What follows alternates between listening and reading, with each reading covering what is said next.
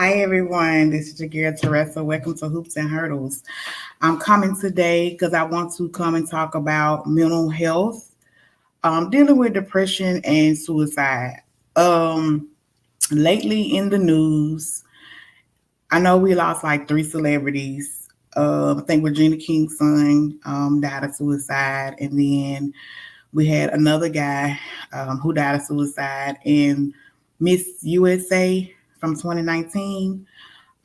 She took her life a couple of days ago of suicide. And I know you have some family members and some friends who probably lost themselves through suicide. And I just, as a mental health professional, I just really wanted to come and talk about this topic, kind of detour for what I usually do. Mental health is real. Um, my podcast, yes, is on narcissist, which is part of mental health, but right now, depression is real, suicide is real. People are literally taking their lives, and I just want to come and give some information on what they found that the Miss USA of 2019, Chesley, they diagnosed her with high functioning depression. And I know a lot of people like, what is that? I know, right? I didn't even know it was a such thing. Yes, mental illness come in different type of forms. It wasn't. We really didn't have mental illness has always been around, but it wasn't talked about as much as it is now in today's society. And again, by me being a qualified mental health professional, I just want to come and kind of tell you what I found out what high functioning depression was. Um, Basically, high functioning depression is kind of like it's similar to major depression, but less severe. The person may change how they eat, how they sleep. Um, they have low self esteem, fatigue. They feel hopeless, and they have difficulty concentrating. But if you looked at Miss United States, Chrisley from 2019, if you looked at her TikToks, if you looked at her Instagrams, you would never thought that she was facing any type of depression because she was always up. Um, she was always working, or as her peers or coworkers say, that she was giving them inspirational words and encouraging them, but yet and still inside of herself, she was fighting her own demons. Um, Last night I was on Instagram because I was scrolling, and I love the Chrisleys. I don't know if y'all watch them or not, but I love the Chrisleys, and they ended up doing a live about Nick, who is Savannah's friend guy. He tried to commit, I guess, suicide a couple days ago, and he came on to tell his story before TMZ did. And he said, I think he just had got over COVID or was going through COVID, and it just kind of like everything was just coming down on him, and he decided he wanted to take his life, and he said he had a haircut. The barber coming in to cut his hair, he probably would have been dead because the barber was the one that found his body, but found him laying there. But he's fine. He's with the Chrisleys, and they came last night to do their live about suicide and etc. Um, but with high functioning, the individual functions as normal. But they struggling inside. They have internal demons within them, but they function as normal. Like they go to work, they go to school, they continue their activities, they uplift other people. It's high functioning, like they're still functioning like they're normal, but inside they are fighting something within themselves. Treatment is possible. You can get medications and you can go to therapy if it's caught early or if you want that. Um, I just hate for her that she felt as though she had to take her life by jumping off a building, which was sad. Um, some people don't know how to cope. Some people don't know how to ask for help. Some people feel as though asking for help or seeing a therapist make them crazy. They don't make you crazy. They make this. It's okay to say I'm not okay. It's okay to say that. High function depression is also called persistent depressive disorder, or PDD. Again, the person function mostly normal, going to work, like I said, performing well, keeping up with responsibilities at home, engaging in social activities. And like I said, if you was to look at Miss USA from 2019, she was doing all of those things. Um, but on the other hand, when we talk about major depression, individuals feel sad, empty, hopeless, on the verge of tears. Their appetite is changing. They gaining weight or they losing weight. Um, they their appetite may increase or decrease. They thinking about death, suicide, they fatigue, they may sleep a lot, or they may have insomnia. Those are the things of major depression. So if you see you have the high level, the high depression, high functioning depression, I'm sorry, and then you have the major depression where you kind of like this. So if I kind of do it like this, if we say high functioning, it's kind of like this, and then if you say major depression, it's kind of like this. Um, but at the end of the day, it's okay, people, to get therapy. Um, I'm gonna be transparent because I was one of those people who tried to take my life several times. But like Mr. Nick from the Chrysaleys, somebody came and spared my life, you know. Um, but I was also kind of like Miss USA of 2019. Also, I make other people laugh. I was still going to work. I was still doing school. I was still being social. I was still being active, but I was fighting things within myself. So I was like, I can't do this, and different things in life would trigger that. For me, it was kind of like I've been holding on to baggage from when I was 6 years old. You know how they had that meme where every year the lady, she had this bag and she step up on the step, and it's kind of like what she's leaving, but what she's carrying.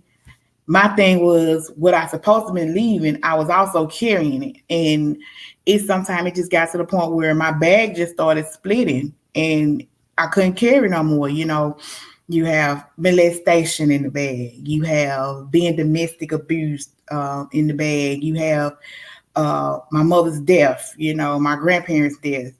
Then you have, homelessness, all that was in my bag. And I'm still picking it up, being, racism,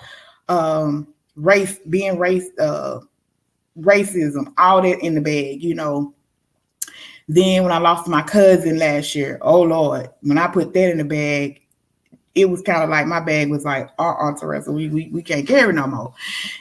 So it's different things that triggers people, pleasing people, trying to please people, trying to please the world. If you are a celebrity and you're always in the public eyesight, you never have privacy, you never have downtime. Everything you post, the Shade Room or TMZ or somebody, got it. It's no downtime. And that's why I tell people, stop looking at everything you see on social media. Stop idolizing other people's lives on social media, because what these people are posting on social media is not what's going on behind that picture or that video. Because like I said, take Miss USA, for example, from 2019, Miss Chrissy, I don't want to butcher her name, but take her, for example. If you go look at her pages and her TikTok, she was the most bubbliest thing ever.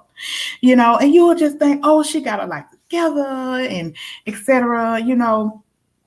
And this baby took her life, and it's not just celebrities going through this, it's us, normal people who may not be in the public eye all the time. We may be going through things. We may have our own traumas and stuff that we're carrying from family members and from previous relationships and friendships, and and sometimes we get pushed to the point it's kind of like, I don't even want to live this life no more. But we should not get to that point. Y'all, it's okay to not be okay. I'm the strong friend. I'm the strong person. And sometimes I have to say, I'm not okay. I am not okay.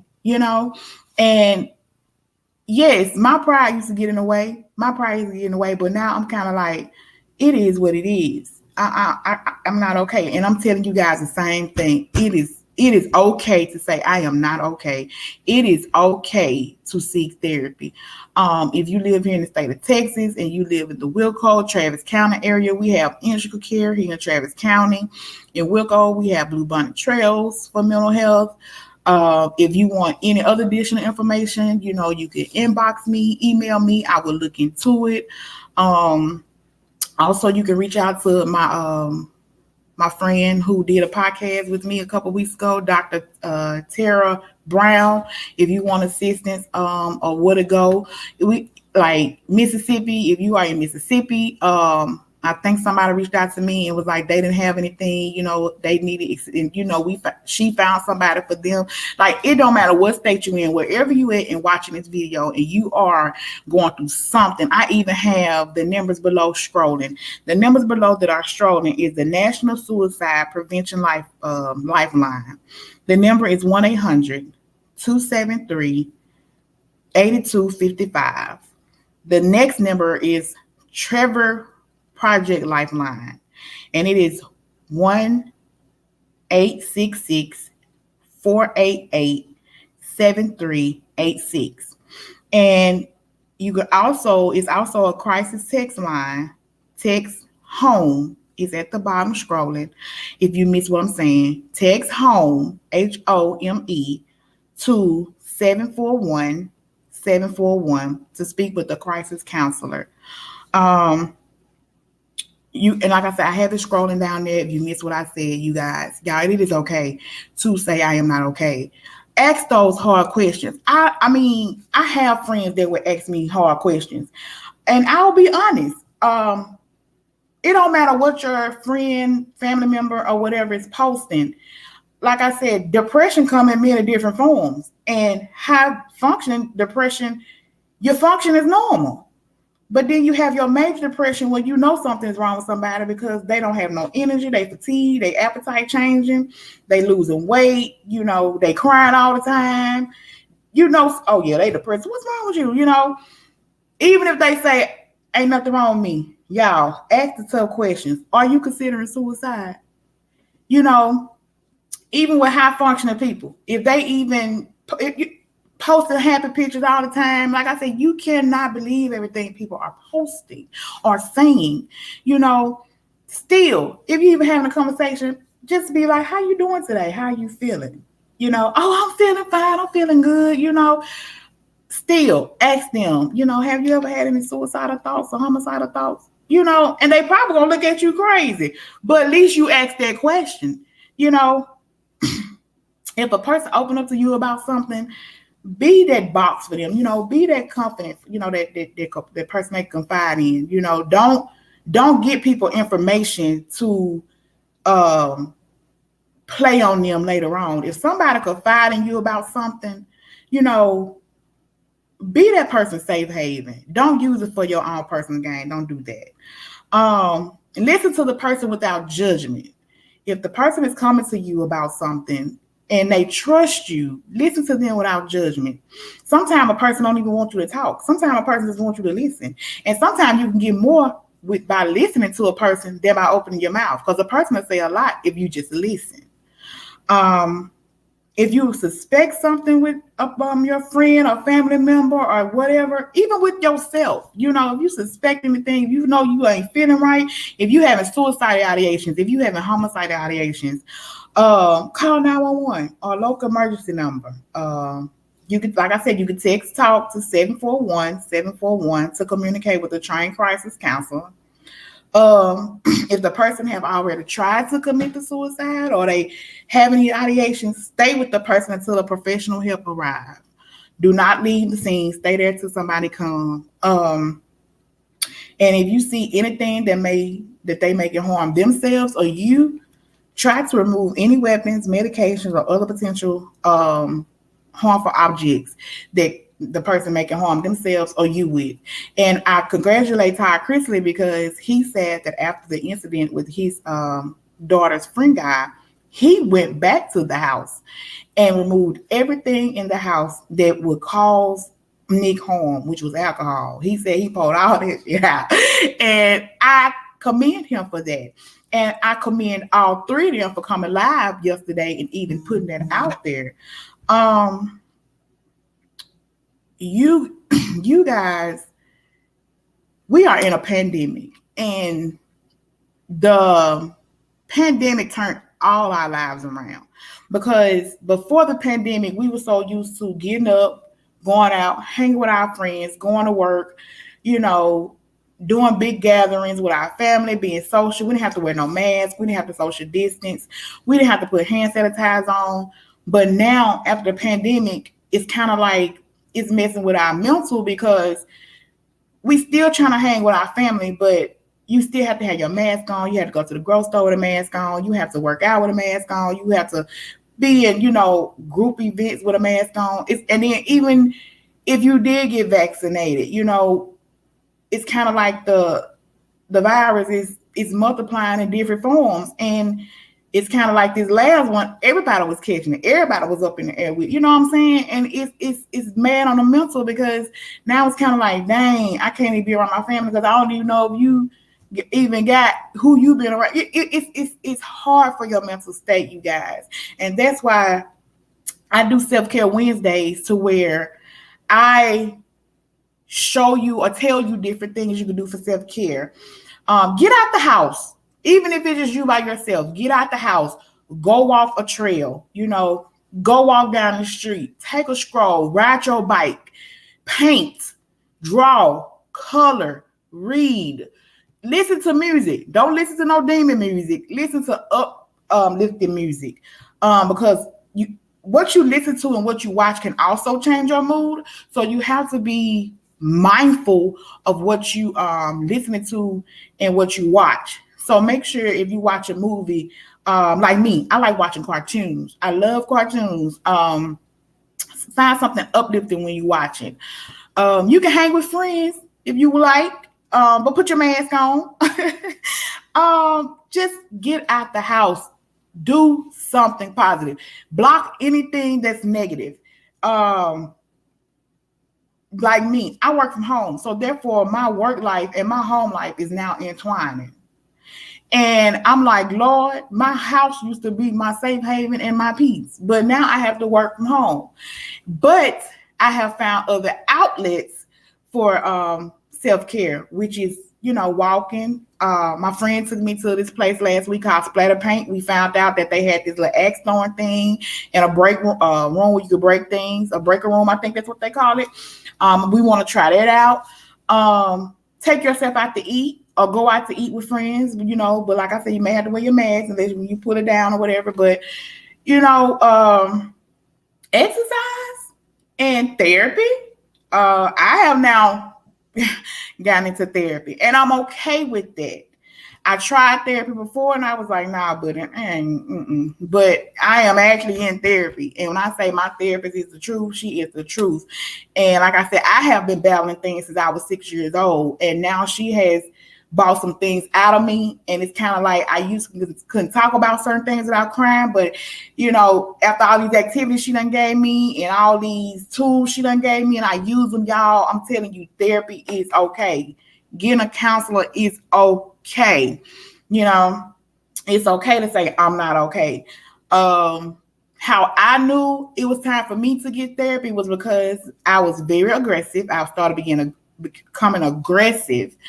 And even though you may say something to me and you didn't mean no harm, I took it offensive, and I started seeing red, and it's kind of like, let me go, because my next step was I probably ended up hurting somebody, if not, so I was like, let me get therapy. It feel like the weight of the world is on your shoulders, but you still trying to appear in the public eye a certain way. But behind closed doors, that weight is there. We have to get that off us, you guys. So, like I said, if you having any type of suicidal ideations, homicidal ideations, if you feeling some type of way, then like I said, the numbers are scrolling, y'all. Use those. I will also type it in when I get off this feed or whatever. But take care of yourself, you guys. Take care of your mental state. Check on your strong friends. Even if they're not strong friends, check on your people you say you love. Don't wait till it's too late and they done took their life and now y'all want to put all this stuff on social media. Now y'all want to put all these, people in the clouds with the wings on them when you had a chance to reach out to these people. Even if they don't have sides of I may not feel, I'm not suicidal. Still check on your people. If the Lord have somebody that come across your mind, check on them. Even if it's just a text that, hey, I'm thinking about you, or what you got going, check on your people. You know what I'm saying? It is okay. Again, when I say you got people who are high functioning depression, they work as normal, they go with their normal life, but they dealing with eternal things. But you also have the major depression, where you have people who are crying all the time, who ain't eating, they losing weight, they fatigued, they thinking about just I'm over, I just really want to take my life, I don't want to live. You have different people who deal with different depressions. Call your people, check on your people. Also, be mindful of what you say to people. I know people like it's a free country, I can say what I want. Sometimes your opinion triggers things in people. Be mindful what you say and what you do. People have triggers, and you don't know what them folks' triggers are. Some people know how to catch their triggers, and they can redirect you to make you reword what you said. But some people do not have control over their triggers, and that's why you have so many what you call it, suicidal homicides or something like that, suicide, where they'll take your life and then they'll turn around and take their life. Because it's a trigger that you done pushed and they can't control it. So therefore, they're going to probably end up taking your life. And then some people don't take their life. They'll just take your life and be gone by their business. But you do have some that would take your life and their life too. So be mindful of what you say to people.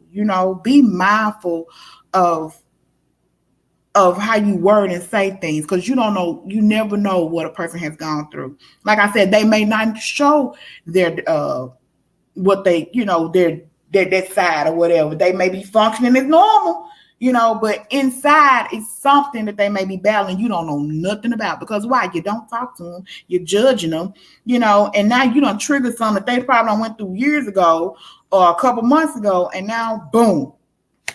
So be mindful, even on social media. Be mindful of what you're putting under people's posts. Be mindful of all of it, because people take stuff to heart. People have triggers, and like I said, this pandemic ain't making it hard. It's making it hard for some of us. Some people lost their jobs. Some people don't know how they gonna make a way out of no way. You got single parents trying to do what they can. Then you got the school system. The school system is in an uproar. Kids catching COVID. Some parents want the kids home. Some parents want the kids in school. It's just a lot. So again, ask those hard questions. Do you feel suicidal? Do you feel homicidal? How are you doing today?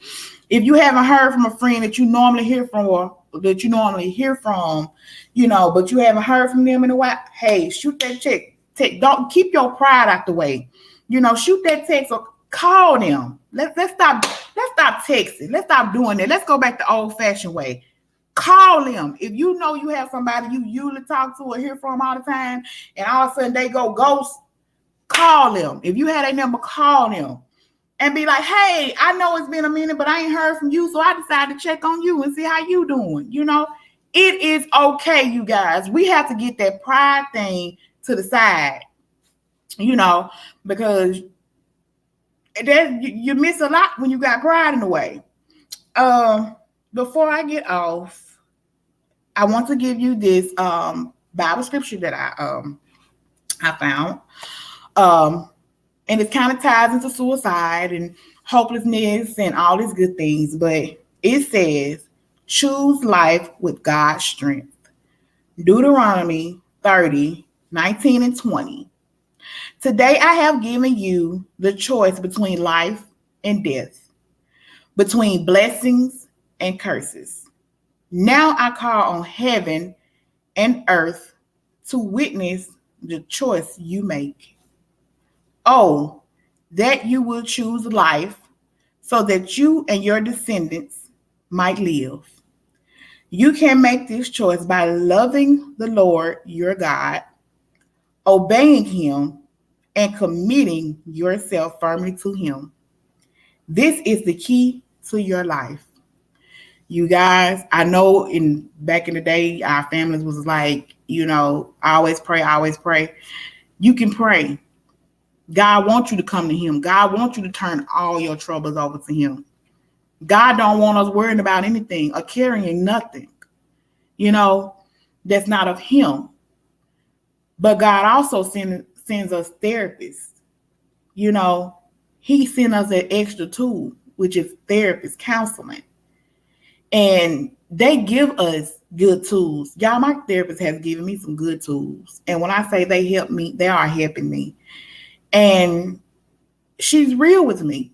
Don't get you no therapist that's going to BS you. Get you a therapist that's going to be real with you. Mine be going off on me. Do you hear me? She don't be playing no games with me. And I'm grateful for that. And I don't take none of it to heart. I want to be a better person. I don't want to take any of my generational curses that was poured up on me or all my hurts and pains that I have endured from 6 years old until now. I don't want none of that pouring on the family that God is going to bless me with and that the family that he's going to bless me to create. I don't want my husband experiencing none of that. I don't want my baby or my children to experience none of that. The generational curses stop with me. Only thing I want my family to receive from me is generational wealth.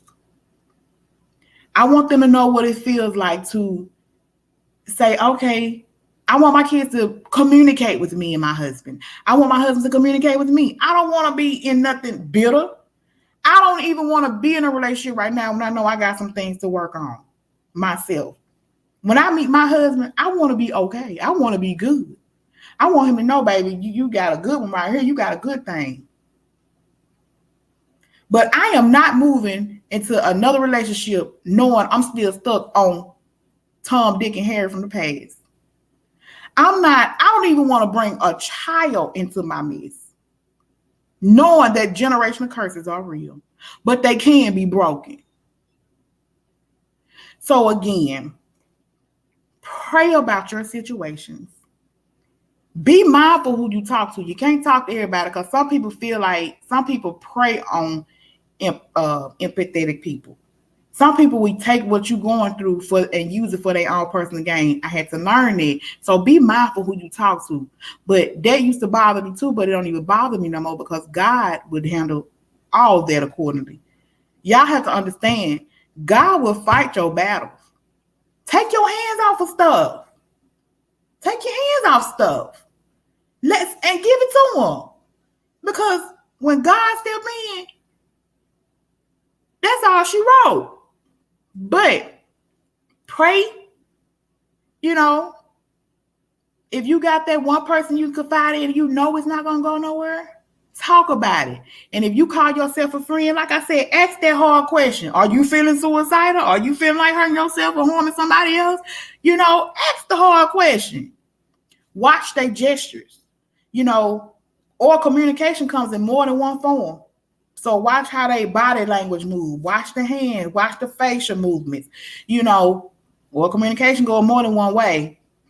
And also, if you have EAP, or if you're able to afford a therapist, or you have any type of way to get assistance, get a therapist.